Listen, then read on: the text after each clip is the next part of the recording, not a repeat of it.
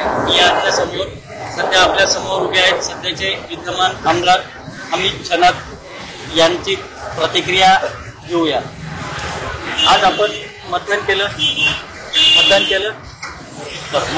कसं वाटलं आपल्याला?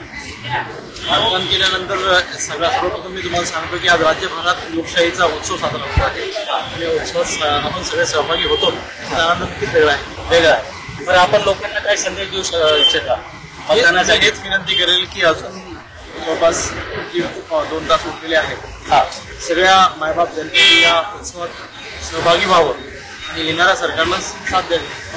आता हे बुधवार एका आम्ही गेलो होतो, तिथे बऱ्याचशा लोक मतदारांचे यादीमध्ये नाव नाहीये, का झालेले आतापर्यंत त्यांनी खूप मोठं षडयंत्र आहे। लोकसभेत ज्या लोकांनी मतदान केलं ते लोक स्वतः सांगतात आम्हाला की आम्ही मतदान केलं आणि आज आम्ही येतो बुधवार जातो, आमच्या नावाच्या पुस्तक सापडत नाही।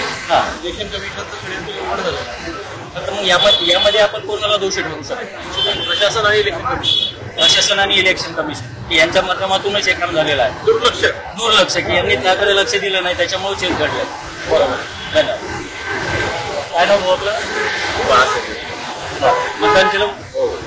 काय मतदान करून काय वाटलं? आनंद झाला। आणि मतदान झाल्याच्या नंतर लोकांना आपण काय संदेश द्यायला? सगळ्यांनी मतदान केलं पाहिजे।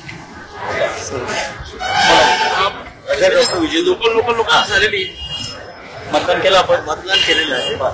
मतदान केल्यानंतर एक राष्ट्रीय कर्तव्य पार पाडण्याचं फार समाधान झालं। या रिसोड मालेगाव मतदारसंघाचा विकास करण्यामध्ये आमदार अमित शनात यांचा फार मोलाचा आणि शिराचा असा वाटा आहे।